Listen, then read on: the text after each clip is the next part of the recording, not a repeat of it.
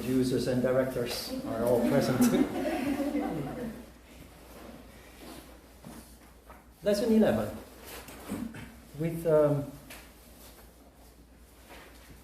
previous 10 lessons, Yama and Niyama, we have laid the foundation in yoga. The foundation is not physical exercise, physical perfection. It's a moral foundation. A set of directives that gives us insight in subconscious human behavior and how that disturbs our energy household, how that disturbs our mental condition. And based on that, I'm pretty sure all of you have already started realizing things you didn't know of before, and you have started making some adjustments here and there whenever you're conscious of disturbance, disruption of your condition. So we move on. We have a look at asana. In the afternoon after lunch we have a look at prana, energy. And we will work towards pranayama. Pranayama, the energy control, starts in lesson 19. So today we discuss asana and prana. We move to the next level, discussing all the chakras in detail, from lesson 13 until lesson 19. And when we know all about that, it's time for pranayama. So the reason for pranayama to be introduced in lesson 19 and not in lesson 1 or 10 is that you really need to have the insights required for doing so. So we will come back to that lesson 19. Because pranayama is not breath control as many people believe. Pranayama is energy control. Then if I teach you energy control in lesson 1, you will not come back because you don't understand that something like that is possible. While the gradual approach that we have, slowly building up, by lesson 19, you are ready. And you have no doubt about what is going to happen with the control of energy. So very gradual, very systematic, very fast build up. So asana, you know a lot about asana already. You've noticed that we have a very particular way of practicing asana. And one of the main reasons lies in the meaning of the word asana. That is not a good easel. It's a yogi easel, it's very flexible. Asana, it should be very gentle. Asana means literally standing still. Not movement, not exercise. It means standing still posture. So keep that in mind. All yoga that doesn't stand still, technically at least, is not yoga.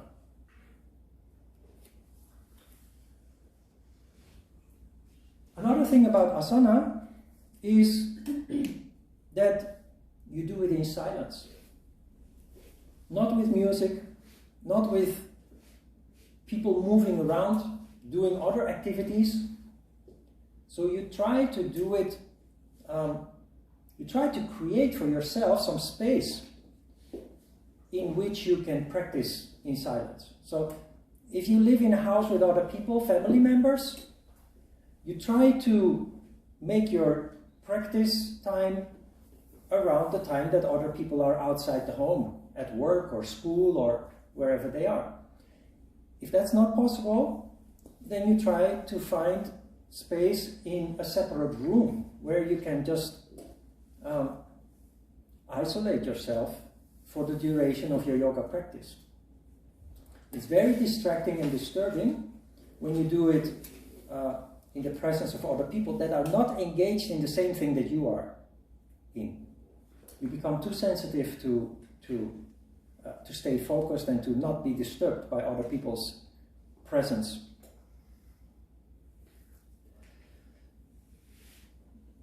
The proper approach to asana is an approach that in the past couple of years it has become a buzzword. Mindfulness. Like 20 years ago, yoga became a buzzword. A couple of years ago, 4, 6, 8 years, I don't know exactly when, I don't keep up with that so much, but the buzzword mindfulness started becoming used a lot. Mindfulness is nothing else than focusing on one thing at a time. It's the opposite of multitasking. And the reason for that is that when you do something and you don't fully focus on that one thing that you do, because you're busy with other things, the result is always half-half. The result is always mediocre. Your energy is not there where it should be.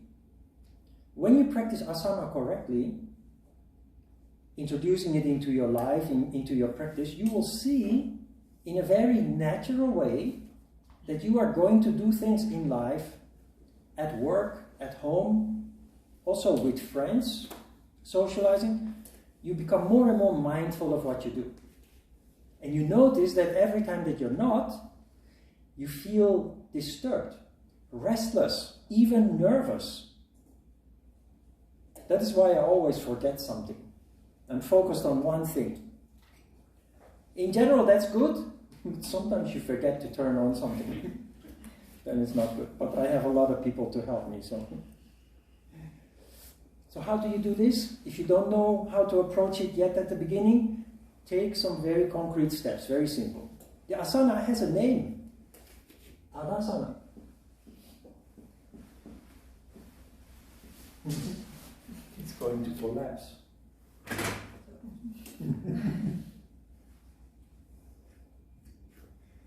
Tadasana. You have practiced Tadasana a number of times already, so you know the concept.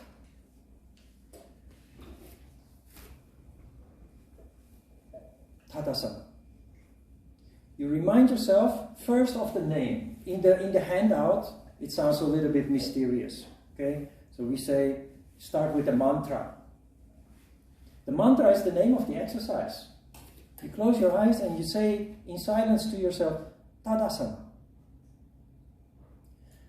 After you have said that, there is a vibration, very subtle, but it reminds you of something that you have done before and you remember the details.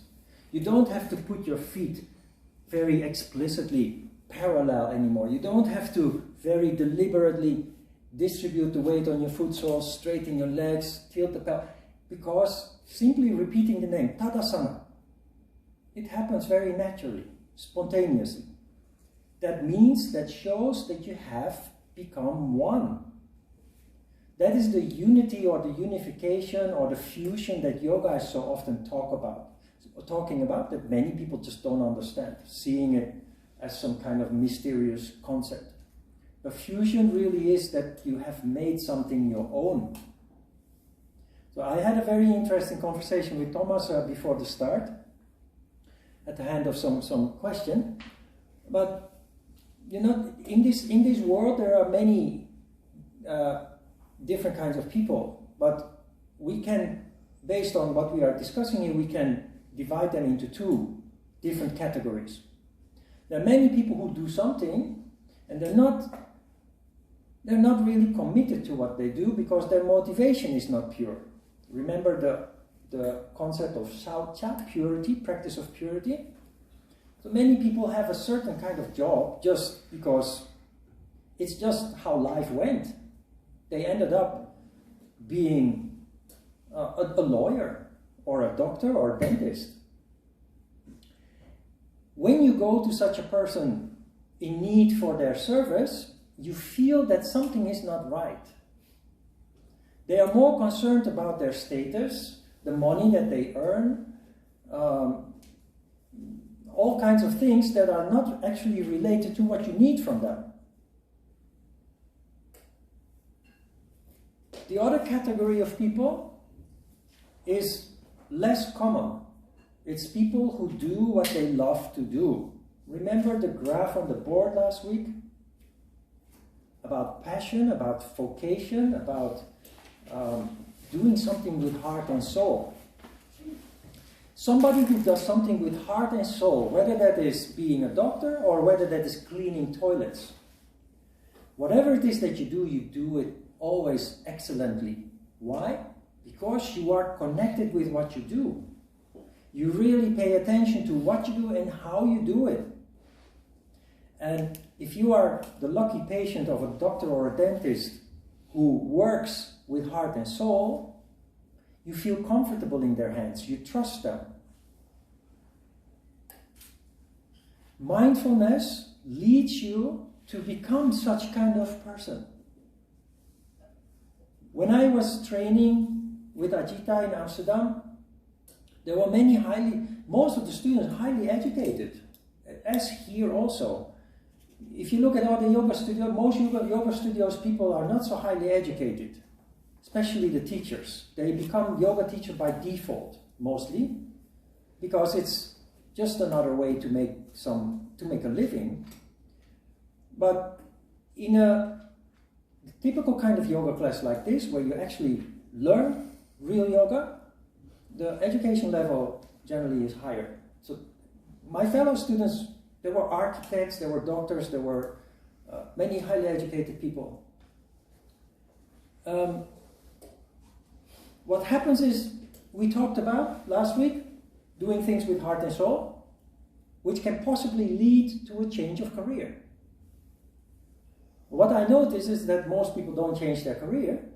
Most people become really good at what they do. While before, they were just an average architect or an average doctor or an average business owner, whatever it is. The moment they start doing things with heart and soul, they start to distinguish themselves from all the rest. You become special. Your product becomes more logical, more catering towards what the people need from you rather than opposed to what you want to get out of your job. You start to care. And that makes a huge difference. People feel that subconsciously, intuitively, they feel that. They want to make use of your services. Not only that, they will come back later. And not only that, they will tell their friends about it. There's a huge difference. So, in the end, you get paid for it, right? In a very natural way. Without having to pursue money, you just do what you love to do. People like it, so they come back, they tell their friends about it. You make a living. It starts with a simple thing like a tree pose. But it depends on how you do it. Asana.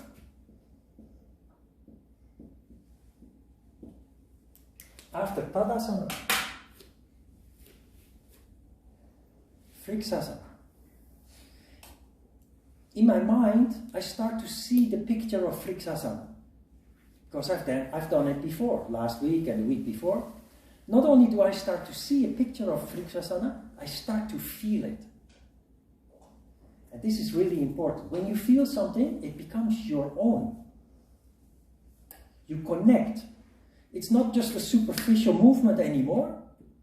You build it up very meticulously, step by step. Without pursuing perfection, there is perfection in itself. Not with a pretty picture, but with you being in control with all the details, small details. Now, the way I talk about it may sound very boring and uninteresting. It's a process that is actually taking place subconsciously. But you have to instigate it at the beginning by starting doing things, in the first instance, asana, in this way. Step by step, following a certain routine, doing it very consciously, in silence. So, Asana. You go to work. And because you've done it before, just the word itself, the vibration, the mantra, we call it mantra, it's nonsense actually. Using those words makes it seem mysterious. It's not. The vibration already puts things in your body in motion that when you take on the posture, it's effortless. Without such an approach, it takes a lot of effort. And that is also the difference that you see with people who go to work, to a job that they don't like, which is usually like this, which is what you see in the subway and the buses during rush hour.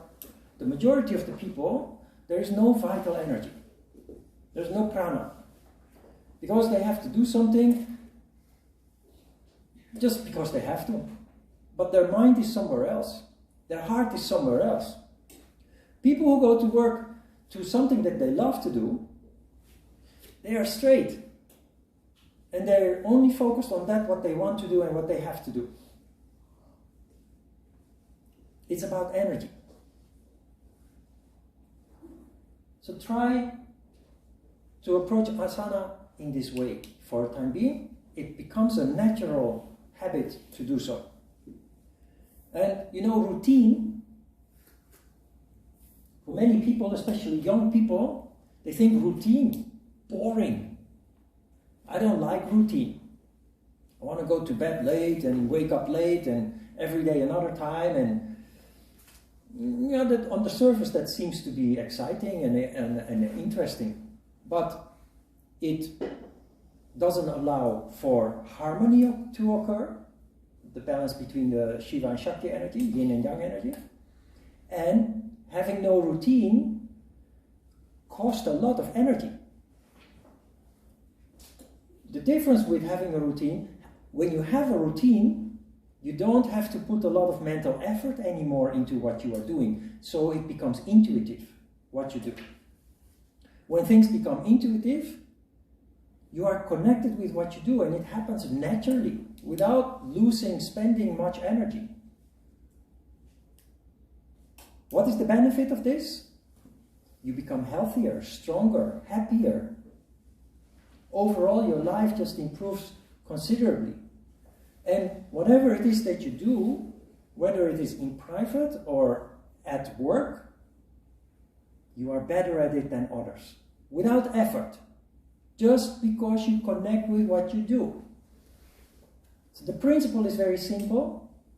We just integrate it, not by thinking very difficult about everything that we talk about here, simply by starting practicing asana in this way. In the handout you also see that asana is something that comes from Ajna Chakra. There is determination, there is willfulness, you choose to do it. If you practice purity and you feel like you don't want to do it, you should actually not do it. But we have to find a balance there. Sometimes it is time to do yoga and you think, not today, I don't want to practice yoga. Sometimes you have to have discipline. Because without discipline, nothing gets done in life. So you give yourself some slack, but you do. You try, at least.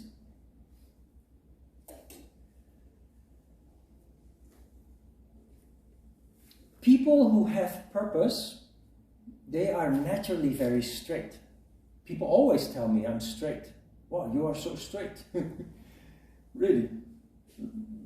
On the riverside, the people who walk their dogs, they say, oh, Ron, you're so straight.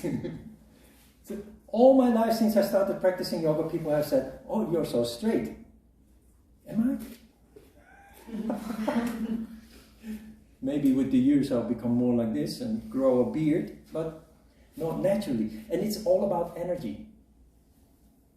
Whatever it is that you do it consciously, purposefully.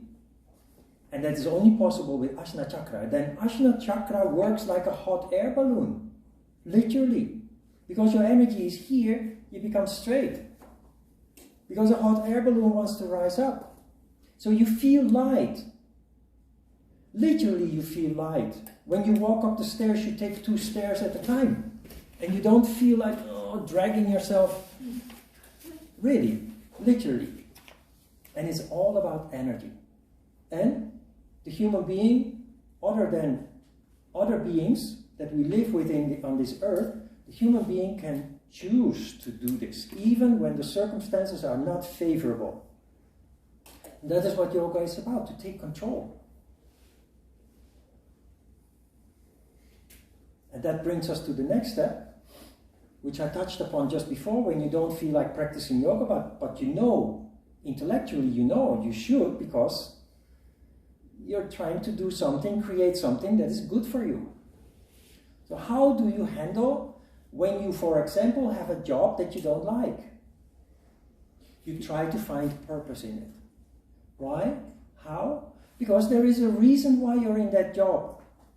So first figure out why you're in that job.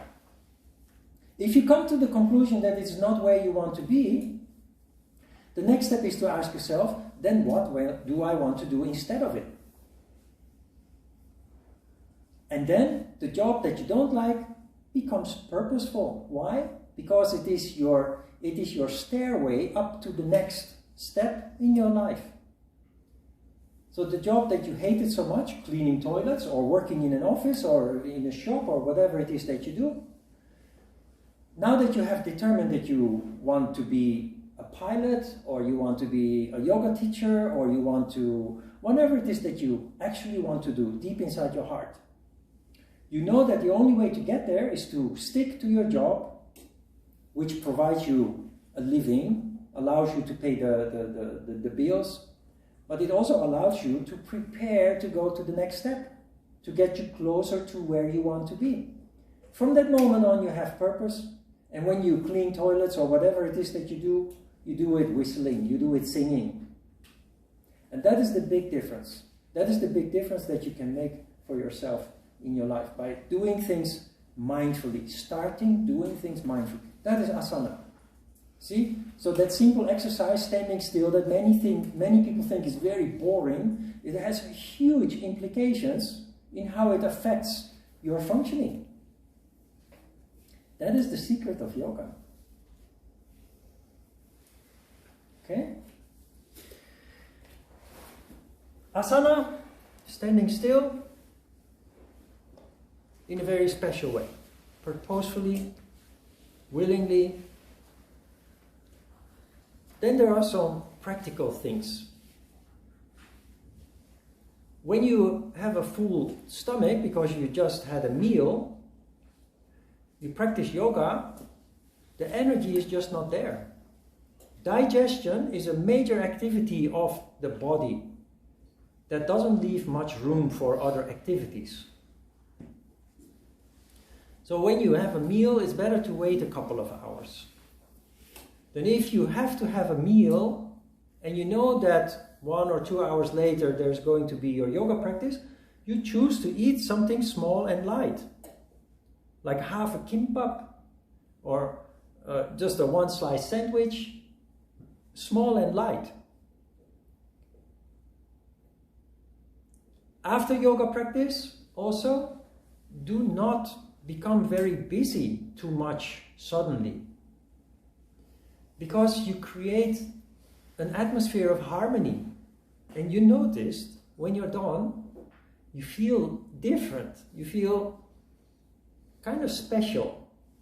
But the moment that you start moving and getting busy, that feeling is very quickly gone, disappeared. So, many yoga teachers will tell you, after yoga class you should not take a shower. Then when you ask why, they say, well, you take a shower, the water will make your spirit leave your body. And they feel very important saying something mysterious like that. But they get angry if you ask, how does that work? How can my spirit leave my body? This is symbolical talk that people just take from another teacher or from a book, but don't understand what it actually means. But we know what it means. The spirit leaving the body is spiritual talk for you destroying that nice mood that you created, that harmony that you created with your practice. Try to imagine you feel so nice. Then you jump in the shower and that water pouring on your head. Crash! that wonderful harmony is immediately gone.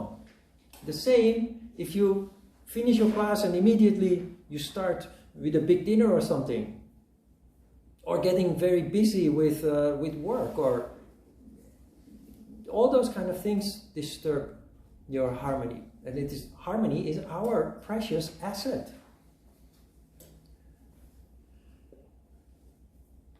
So you start paying more and more attention not only to these kind of elements, but especially how it affects you.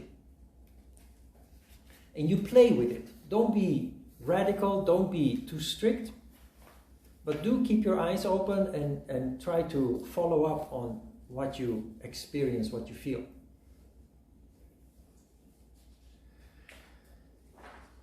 The Hatha Yoga Pradipika, which we will start reading starting from lesson 19 to introduce pranayama. After the introduction of pranayama, we will start studying chapter 1. This handout contains a couple of elements from chapter 1. One is stay away, one arrow shot from water. There is another one that says, another verse in the Hatha Yoga Pradipika, stay away, one arrow shot from rocks. And one that is not mentioned here is another verse that tells us, that warns us to stay away from fire. Don't come too close to fire. Now what I learned from Ajita is stay away from water, because the second chakra from the bottom is the water center. Then water influences or attracts water. We will come back to that when we discuss Svadhisthana chakra, but the moon and the earth and the interaction, the gravity between the earth and the moon, has a huge influence on water. That is where the word lunatic comes from. Lunatic is Latin, and luna means moon, and tic, you were hit by the moon. Around full moon, people have more psychological problems than in between the full moons. That is where the word lunatic comes from.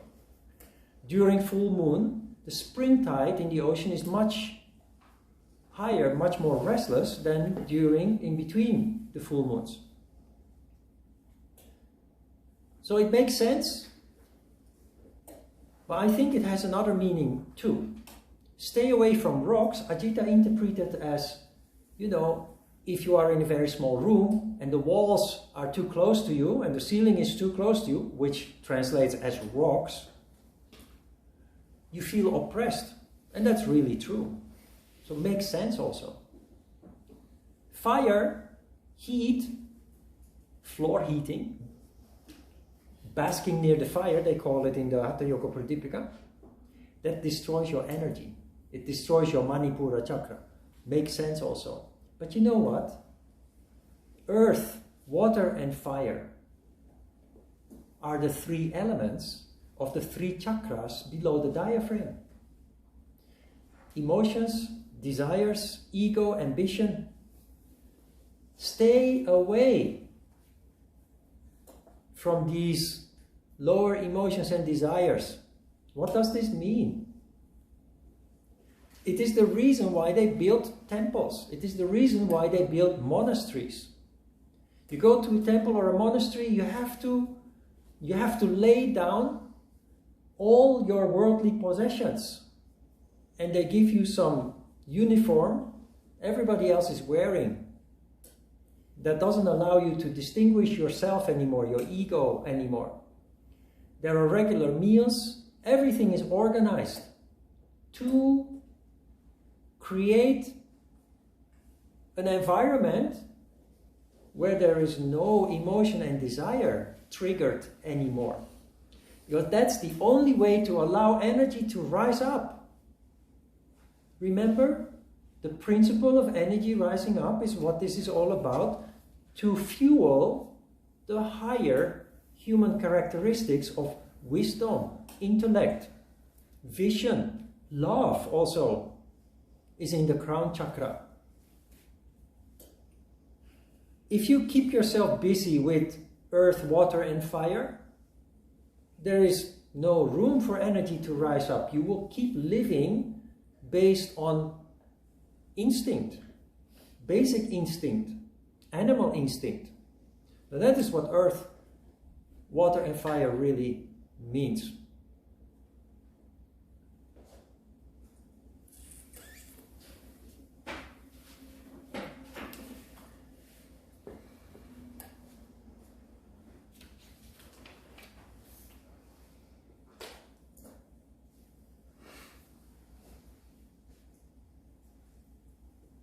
Yeah, about discipline. I think I mentioned it before, but it's important. I already said that without discipline, nothing gets done. It's one of the qualities that a human being has as opposed to other species. We can impose discipline upon ourselves. If we decide that something is good for us, we overcome our resistance, our dislike, and we do it. So discipline is important. It's necessary to achieve something that you would like to achieve. But there is a fine balance here, like with everything else. Without discipline, nothing can be achieved. With too much discipline, you destroy the purpose. How does it work? You started practicing yoga. And you say, wow, yoga, this is so nice. I'm going to do it every day. You change your schedule. You wake up 2 hours earlier than you usually do. Instead of 7 o'clock, you wake up 5 o'clock every morning. You jump in the shower. You take a cold shower, of course. So you take a cold shower, yoga, and you roll out your mat and you practice yoga. And you do it every day. There will be days that you don't feel like practicing yoga. But you decided to do yoga, you jump in the cold shower and you jump on your mat and you do yoga. Yoga, yoga, yoga. You know what happens? That thing that you discovered that feels so good and that you know in your heart will really benefit you. You start to hate it.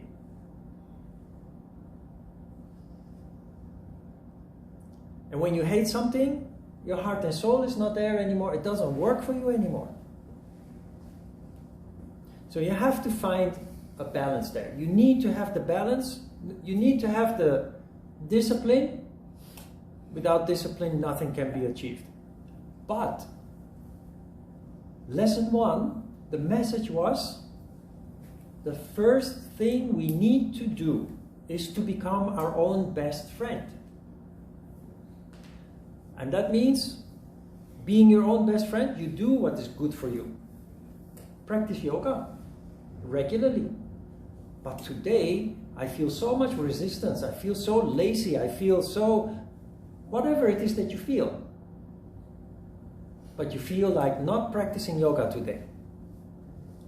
When that happens, give in to it sometimes. See it as an experiment.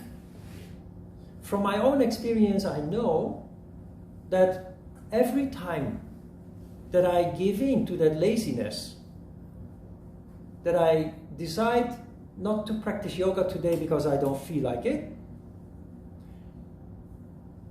I kind of enjoy the freedom, but then the regret comes because I feel different. I miss something. Because when I practice yoga, my day is simply different. The way that I feel is simply different. So sometimes allow yourself not to practice if you feel like. But then pay attention how the processes are being played out in your head.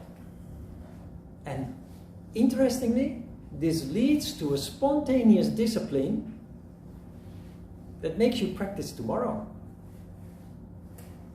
Tomorrow you say, well, because you're your own best friend, you don't destroy yourself because you were lazy. You just say, well, okay, yesterday I enjoyed, but I want to have that nice feeling again. I want to spend an hour investing my time and energy so that the other 23 hours of this day, I just feel good. I just feel better, more focused, more stable, less restless.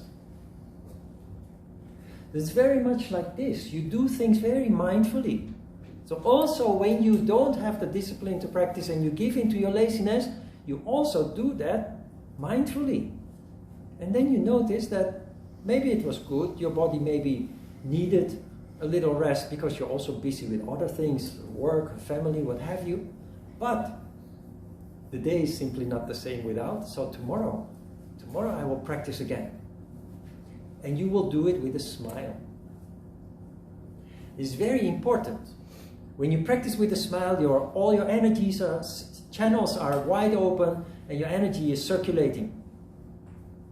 When you do things under pressure, rigid discipline, and today you feel lazy but you can't give in to that, so you do anyway what you need to do, your energy channels, they become squeezed. Your energy becomes blocked as a result of that. So it totally changes the chemistry. So play. Be your own best friend. Allow yourself some room, some flexibility, but with some certain direction, some goal in mind. If you can approach it like that, it starts in the yoga practice, but it extends to everything else that you do in life. And you will see that your life, in a very natural way, gradually transforms. It feels like home. It feels like where you want to be. Not everything in life is pleasant. Not everything in life is what you want it to be. But compared to before, it feels much more like the way where you want to be and how you want it to be. Because you allow yourself to experiment. You know where you want to go. You allow yourself to sometimes stray away. But because you do it consciously, you automatically come back to that path, that goal where you want to be. So play. Be your own best friend.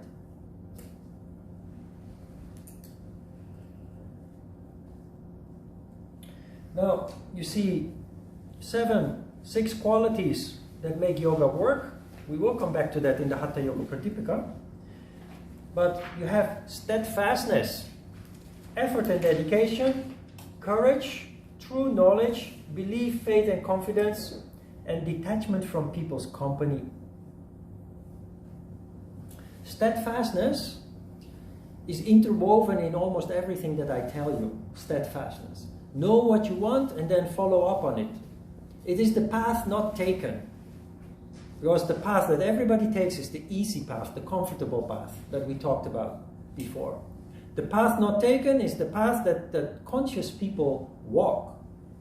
Because they know their purpose.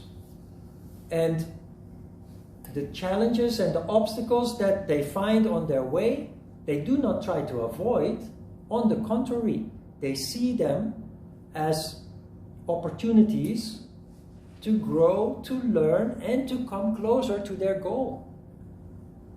The path that everybody takes, the easy path, people see challenges and obstacles as something to avoid. You see it more and more as something to embrace, because you know that obstacles and challenges are not annoyances. They're not to make you suffer. They're there to teach you, to make you grow, and to bring you closer to your goal. So your whole way of looking at things takes a 180-degree turn with all this. Steadfastness, purpose, and not giving up. Today it rains. Oh, then I'm not going to yoga. Or today it rains, so I'm not going to walk my dog. Many people, I'm always in the park. Sun, rain, snow, storm, it doesn't matter. My dog needs to go out. If they don't go out, they suffer. But when it rains, there's nobody else in the park. And the next day I meet them and they say, oh, it was raining yesterday, so I didn't go out.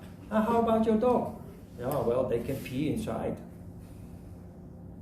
No, steadfastness, remember, purity is being consistent in whatever it is that you do. So rain or shine, it doesn't matter. It's what you want to do. And the weather is not your boss, and the weather is not going to keep you from doing what you need to do and what you want to. And this applies to everything. Sometimes you feel a little bit lazy. You try to overcome that. You try to motivate yourself. Sometimes you give in, but most of the time you're able to be your own boss. To not remember, I think last week I touched upon the issue that yoga tells you that you become the master of the universe, that you become eternal. And I explained that it sounds very mysterious, but what it really means in practical terms is that you are not anymore influenced by circumstances, external circumstances. But it is the normal way that people function. It rains, oh, I'm not going out. Today I feel a little bit under the weather. Oh, okay, then I'm not going to yoga, or I'm not going to work. Or we're very easily distracted from doing what is important by external circumstances. Steadfastness is not being distracted anymore. You can adapt. If it rains, put on a raincoat. Use an umbrella. But you know, the mind subconsciously is very, very skillful at finding excuses. That is why I explained that when you meditate, you must set a time. If you don't set a time, after 2 minutes sitting on your cushion, your mind says, oh, it's a little bit noisy outside, better try again tomorrow. And you get off your cushion. It really works like that. You say 5 minutes, even if the building tumbles down, you stay on your cushion until 5 minutes. Well, not really like that. Then you're a stupid yogi. If there is a fire, if there is a disaster, of course, intuitively you know, hey, now this time I have to pay attention. But if there is a garbage truck passing by making a lot of noise, or the neighbors start to drill a hole in the wall, or whatever it is that is not life-threatening, 5 minutes is 5 minutes. Half an hour is half an hour. You stay on your cushion. You don't allow yourself to be irritated or have aggressive thoughts or negative thoughts. You try to control all that until the 30 minutes is finished. This will give you a new quality that many people don't possess. Steadfastness. Where everybody else drops out, you hang in there. You are tough as nails. Steadfastness. Effort and dedication. That is doing things with heart and soul. Talked about it several times. Courage. That is the road not taken. Courage is to do things that you fear. Courage is to do things that normally people avoid. Let me tell you something in relation to courage. When I started practicing yoga, I felt a huge obstacle. And that obstacle was shyness. Instead of hiding, I got a job in a store, a health food store. Instead of giving in to my shyness, I thought I need to be among people to overcome my shyness. I did exactly that what I didn't want to do. And I had a wonderful time working in that shop. You can't believe I'm sitting here in front of 20 people teaching yoga. Because I'm super shy, still I'm shy. But I follow my heart and I do what I love to do. There is two persons. There is the small one and there is the big one. The big one is guided from the crown, from the heart. The other one is guided from below the diaphragm. When you practice yoga regularly, more and more energy goes up. Courage is a natural occurrence. One of the things that you need to do consciously is not to walk away anymore from things that you fear. Don't jump into it foolishly. Do it sensitively and sensibly. But don't walk away anymore from things that you fear. It's an animal instinct that is very often irrational. And that will become your strength. To be able to do things that other people can't do because they're guided by fear, by their lowest chakra. True knowledge,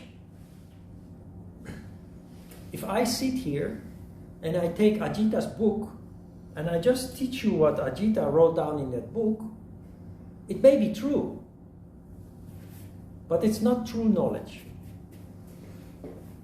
It's just a theory. True knowledge is something that comes from the heart.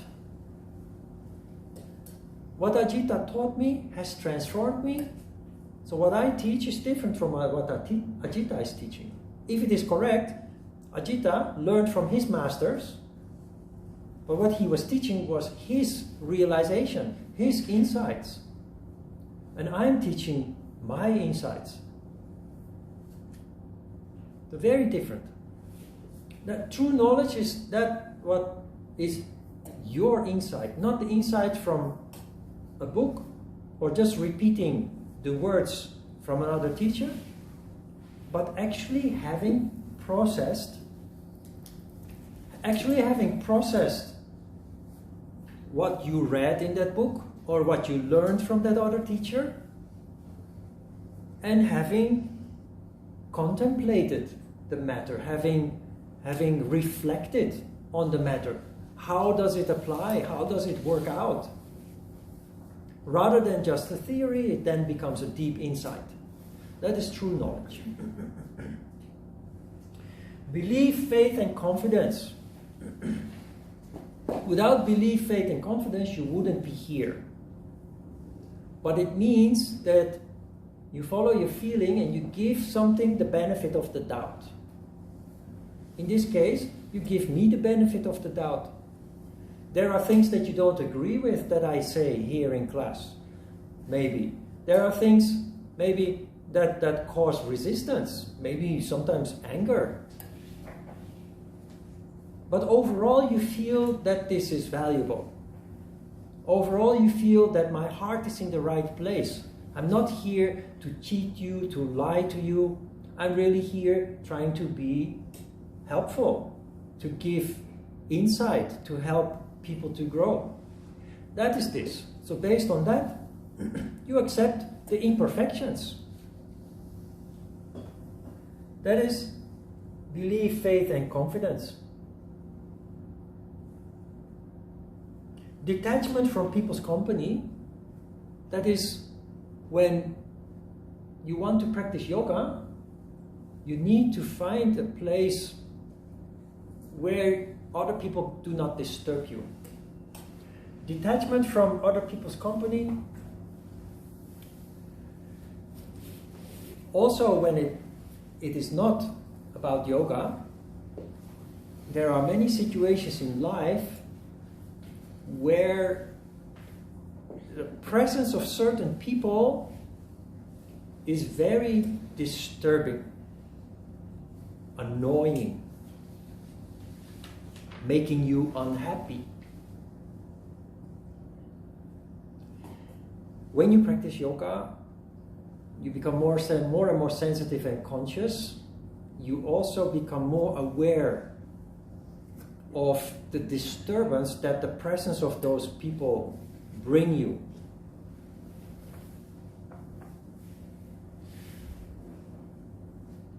Apart from applying to your yoga practice where you need to be in a place where you can be on your own in silence, this applies to daily life.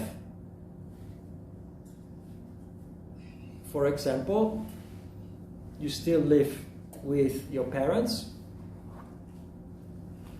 Your mom is very nice, but your dad is very disturbing. Constantly scolding you, constantly telling you what to do and not to do, constantly controlling. It's a situation many people are in. Many people just accept it as it is, and they live with the daily irritation and the daily annoyance, thinking that there is no other way. So there you have to go to work and try to find a solution where you can be without that irritation and annoyance. But it's very difficult because it involves many aspects of the complexity of family life, for example. So it will take time, it will take years, but it is a duty that you have to yourself. Otherwise, you will never be able to come to total harmony. It can be a work of a lifetime to work towards that kind of emancipation and liberation. Yoga promises liberation.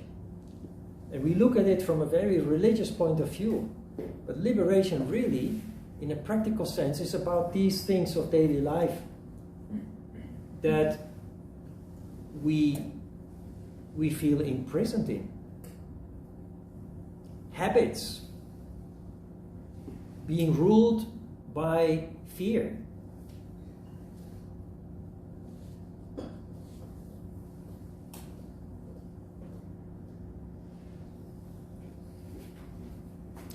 Okay, questions?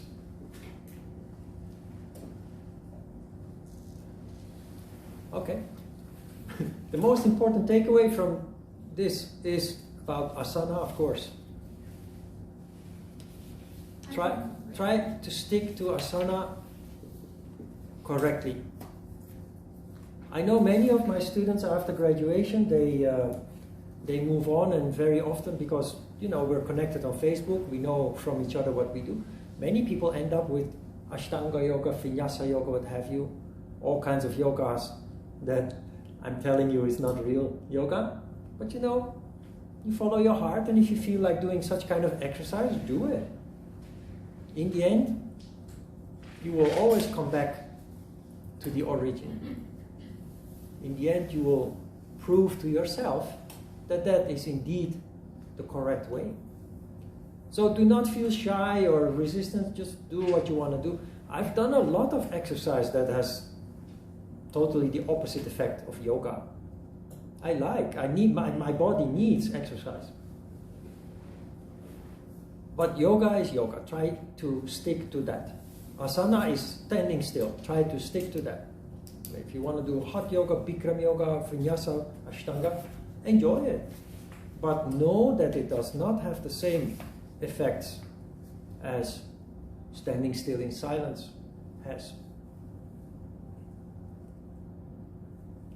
Yeah, Yes, Maya? I have a question. In terms of silently name the asanas in our mind before practicing, is there any meaning for say it in Sanskrit or other languages?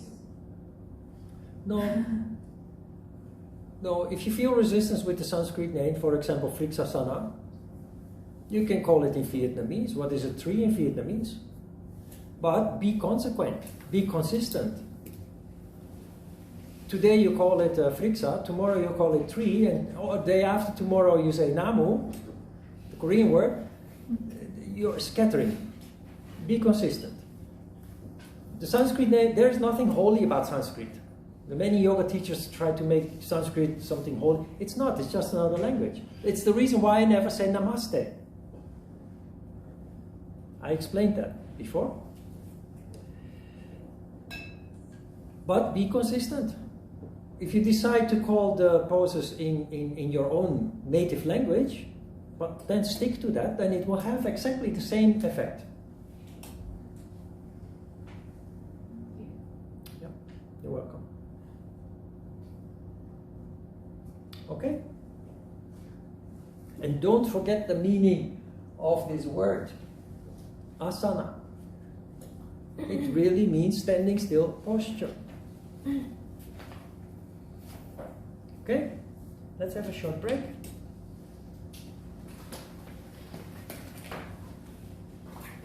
Keep your distance.